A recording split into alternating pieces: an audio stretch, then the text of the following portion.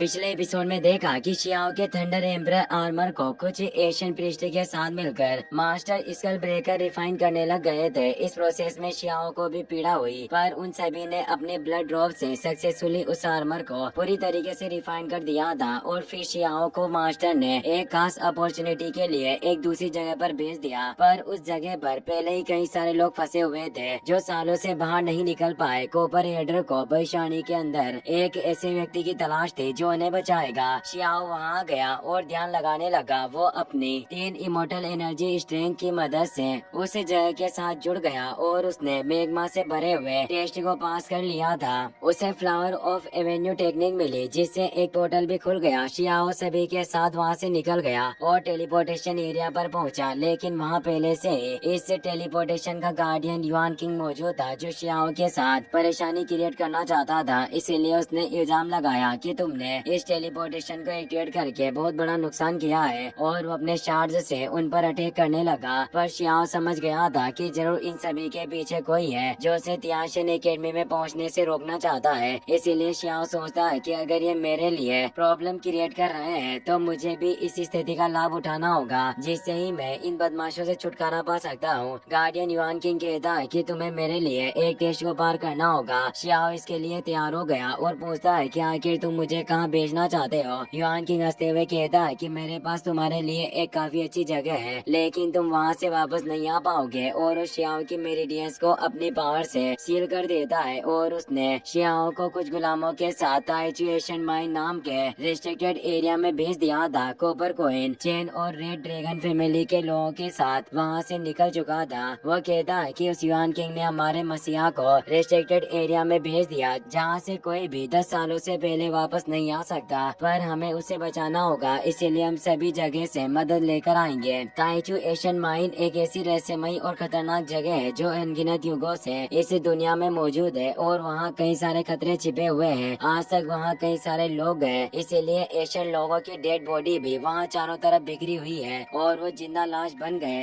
एक बार एक लीडर उस जगह की जांच करने के लिए अपनी पूरी सेना के साथ गया, लेकिन उनकी भी वहाँ मौजूद प्राचीन लाशों के द्वारा गला घोट कर जान ले ली गई। और हमारा सेवियर हुआंग सिवे होली प्रीस्ट है, आखिर वो उस जगह पर जिंदा कैसे बचेंगे। अब हमें तियाशिन एकेडमी के एंट्रेंस का सीन दिखाया जाता है, जहाँ बाकी सभी तियाशिन एकेडमी के डिसिपल पहुँच गए थे। लिटिल बनी, काओ युशेंग, किनाओ, चांग गोंगयान और ड्रैगन प्रिंसेस अभी भी अंदर नहीं गए थे और शियाओ का काफी वक्त से इंतजार कर रहे होते हैं। लिटिल बनी कहती है कि आखिर वो अभी तक क्यों नहीं आया, और अब तियाशिन एकेडमी पर लगी हुई घंटी भी बजने लग जाती है। अब इस एकेडमी में प्रवेश करने का वक्त खत्म होने वाला था। काओ युशेंग लिटिल बनी को समझाता है कि हमें अब अंदर चलना होगा। सभी अंदर चले जाते हैं। अब हमें ताइचू एशियन माइन का सीन दिखाया जाता है, जहाँ सभी गुलामों के साथ शियाओ भी आगे बढ़ रहा होता है। वो देखता है कि उसकी मेरिडियन से ब्लॉक हो चुकी है, जिससे वो इस जगह से थोड़ी देर के लिए निकल नहीं सकता था, और वो समझ जाता है कि वो तियाशिन एकेडमी का एनरोलमेंट पूरा हो गया होगा, इसीलिए वो उसमें हिस्सा नहीं ले पाएगा। अब उसे अन्य तरीके खोजने होंगे जिससे वो तियाशिन एकेडमी में जा सके और इस जगह से निकल सके। तभी सामने एक वॉइड क्रैक ओपन होता है और उससे वहाँ एक एल्डर आ जाता है, जो बताता है कि यहाँ मौजूद ताइचू एशियन माइन का दरवाजा खोल दिया गया है, इसीलिए तुम्हारे लिए काफी अच्छे अवसर है जिससे तुम ट्रेजर प्राप्त कर सकते हो। उसका नाम कैटफिश होता है, जो वांग फैमिली की इस माइन का मैनेजमेंट करता था। वो बोलता है कि आज मैं काफी दयालु हूँ, जो तुम्हें एक मौका देना चाहता हूँ, जिसके अनुसार तुम में से कोई एक अपवाद के तौर पर उस माइन में प्रवेश कर पाएगा, और तुम में से जो उस माइन की गहराई में जाने की हिम्मत करेगा और स्टोन ऑफ लाइफ को लेकर आएगा, तो उसकी न केवल बेड़ियां खोल दी जाएगी, बल्कि वो मेरी रॉयल फैमिली का गेस्ट भी बन सकता है। शियाओ ये सुनकर हैरान हुआ, साथ ही मन ही मन खुश भी था, क्योंकि इस मौके से वो इस जगह से निकल सकता है। पर बाकी सभी गुलाम डरे हुए थे। वो कहते हैं कि उस एशियन माइन का गहरा इलाका वही है जहाँ कई सारे लीडर मारे गए। शायद ये हमारा जीवन भी वहीं खत्म करना चाहता है, और ये सब लाइफ ऑफ स्टोन को इसीलिए हासिल करना चाहते हैं ताकि वांग फैमिली की डॉटर के लिए आगे का रास्ता खोल सके। एल्डर कैटफिश हंसते हुए बोलता है कि तुम्हें देखकर ऐसा लग रहा है जैसे तुम में से कोई भी नहीं है जो इस भारी धन को स्वीकार करने की हिम्मत कर सके। शियाओ धीरे से आगे बढ़ा और बोला कि मुझे आपके इस ऑफर में थोड़ी दिलचस्पी है। सभी से हैरान हुए। कैटफिश अपने फैन में से एक स्टोन को बाहर निकालता है, जो शियाओ के हेड के पास जाकर उसकी पावर को टेस्ट कर रहा था, जो स्पिरिचुअल स्टेज टेस्ट स्टोन था, पर शियाओ की पावर इतनी ज्यादा थी कि वो स्टोन भी नष्ट हो गया। एल्डर कैटफिश देखकर खुश हुआ कहता है कि ऐसा लगता है कि लड़के वास्तव में तुम काफी ज्यादा टैलेंटेड हो, और अपनी पावर से उसे चेक करते हैं, जिससे उसे पता चला कि उसके पास 3 इमोर्टल एनर्जी स्ट्रेंथ है, जिनके साथ अब शियाओ ताइची एशियन माइन के अंदर चला गया था। शियाओ को उस एल्डर की बातें याद आती है। उसने बताया था कि हमारी यंग मिस वांग शी हमारे कबीले के लिए एक मोती की तरह है, जो पहले से ही तियाशन एकेडमी की एक को डिसिपल है। हमें बस तुम्हारी मदद चाहिए ताकि हम इस ताइचू एशियन माइन से स्टोन ऑफ लाइफ को प्राप्त कर सके, क्योंकि इस पत्थर में हेवन एंड अर्थ की डेस्टिनी को कैद करने की काबिलियत होती थी, और तुम्हारी इमोर्टल एनर्जी स्पीड इस माइन के फेरी मिस्टेक के ही समान है। इसीलिए उस स्टोन को हासिल करने के लिए तुम सबसे अच्छे उम्मीदवार हो, और साथ ही मैंने तुम्हारे लिए खजाना भी तैयार किया था, जिससे तुम एक सफल शुरुआत कर पाओगे। शियाओ की इमोर्टल एनर्जी उस जगह के साथ अवशोषित होने लग गई थी, और अचानक शियाओ महसूस करता है कि वो अलग ही जगह पर आ गया है, और वो लगातार नीचे गिरता हुआ जा रहा था, यानी कि वो इस ताइचू माइन के गहराई की तरफ अब बढ़ने लग गया था। शियाओ ये समझ चुका था, इसीलिए खुद ही नीचे आ जाता है और बोलता है कि अगर अब मैं एक शेर की गुफा में आ ही गया हूँ, तो मुझे उसके कुछ बाल तो लेने ही होंगे, वरना मैं खुद को ही माफ नहीं कर पाऊंगा। यानी वो इस जगह के खजाने को लूटने की बात कर रहा था। आगे एक बॉडी मौजूद होती है जो तियान चान एशियन की बॉडी थी। उस बॉडी की जैसे ही आंखें खुलती है, शियाओ पर एक पावरफुल अटैक हुआ, पर शियाओ बैरियर की मदद से बच जाता है। शियाओ अब उस माइन के कॉर्नर पर पहुंच गया, जहां वो देखता है कि इस जगह पर कई सारे लोगों की लाशें मौजूद है, इसीलिए जगह काफी पावरफुल लोगों से भरी हुई है। मैं खुद नहीं जानता कि ये लाशें कितने एरा से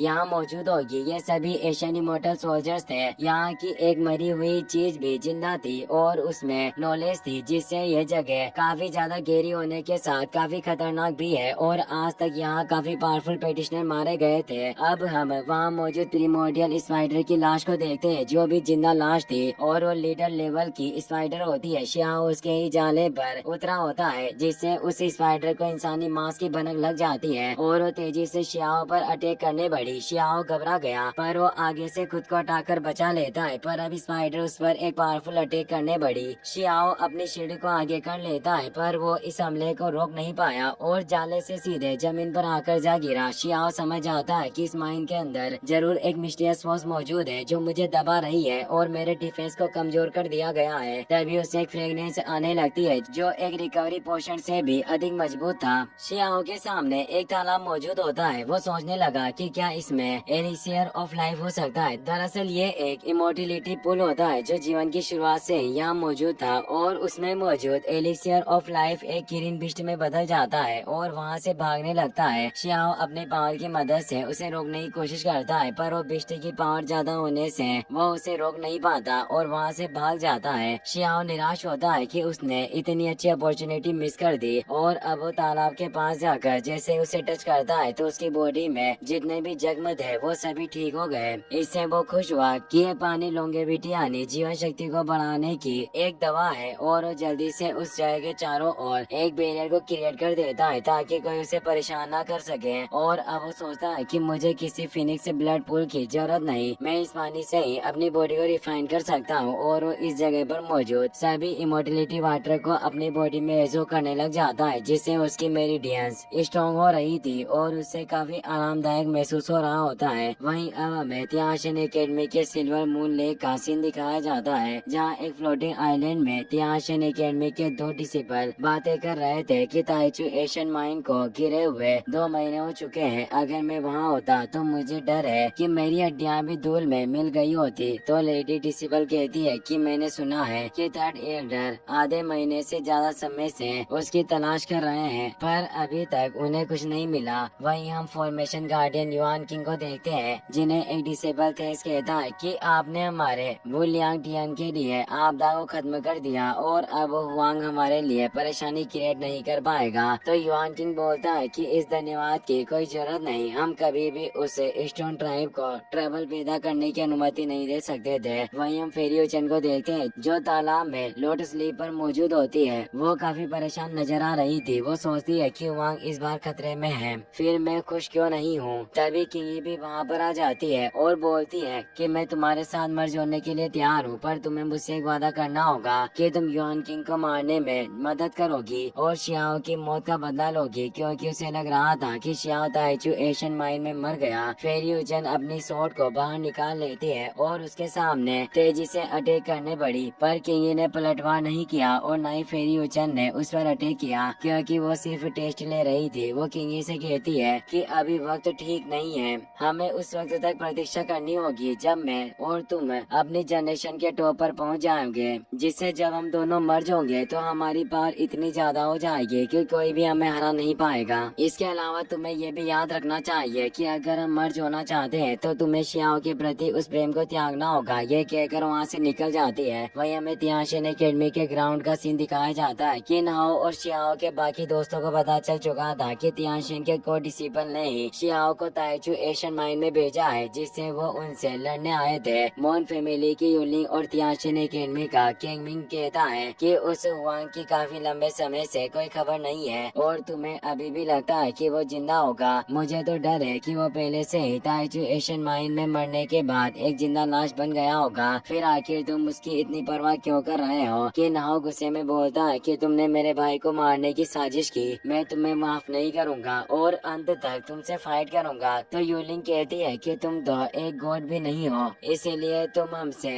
लड़ने के योग्य नहीं हो। तभी किलिन बिस्ट तेजी से आकर उसे हिट करता है, जिससे वो नीचे गिर जाती है। किलिन बिस्ट लिटिल बनी के पास चला गया था। यूलिंग कहती है कि आखिर तुम ये सब करके आखिर दिखाना क्या चाहती हो? लिटिल बनी बोलती है कि तुम्हें गिरी हुई औरत हो। यूलिंग बोलती है कि अगर वो गुआंग जिंदा भी बच गया होता और रेंगता हुआ वापस हमारे एकेडमी में आया तो इससे भी कोई फर्क नहीं पड़ेगा, उसे मौके पर ही हमारे द्वारा मार दिया जाएगा। पर तभी वहाँ आसमान हिलने लगता है और शी सामने आ जाता है। वो कहता है कि आखिर तुम्हारी मेरे भाई के बारे में ऐसे शब्द कहने की हिम्मत कैसे हुई? शी काफी गुस्से में था, उसकी पावर से पूरी जगह हिल रही होती है। इसलिए तियानशिन एकेडमी का मेन डिसिपल वहाँ जाता है, जिसका नाम मुनतुओ होता है। वो बोलता है कि प्रैक्टिस शांति से की जाती है, तुम काफी वक्त बाद लौटकर तियानशिन एकेडमी में आए हो, फिर आखिर तुम उस हुआंग को लेकर इतनी फिक्र क्यों कर रहे हो? क्या तुम नहीं समझते कि यह दुनिया कितनी बेरहम है? शी गुस्से में अपने स्फीयर को बाहर निकाल देती है और कहती है कि तुम सभी मिले हुए हो और वो उस पर अटैक करने बढ़ा, पर मुनतुओ ने उसके अटैक को रोक लिया था। और अब थर्ड एल्डर भी वहाँ जाते हैं, जो उन्हें लड़ने से रोक देते हैं और बताते हैं कि आज से ताइचू एशियन माइन को सभी डिसिबल के लिए खोल दिया गया है, इसीलिए जो चाहे उसके अंदर जा सकता है और जो संतुष्ट नहीं है वो अंदर जाने के बाद खुद मौत तक लड़ सकता है। यूलिंग खुश हुई कहती है कि वाकई ये काफी अच्छा अवसर है, मेरे पास एकेडमी के सीक्रेट ट्रेजर मौजूद है, इसीलिए ताइचू एशियन माइन की चीजों से मुझे कोई खतरा नहीं होगा। तभी किलिन बिस्ट लात मारकर वापस उसे नीचे गिरा देता है, जिससे उसे गुस्सा आता है, पर वो कुछ नहीं कर पाती। काओ युशिन शियाओ को याद करने लगता है और कहता है कि भाई तुम्हें जिंदा लौटकर वापस आना होगा। इसी के साथ ये एपिसोड यहीं पर खत्म हो जाता है। वीडियो पसंद आया हो तो अपने दोस्तों के साथ शेयर करना। Thanks for watching.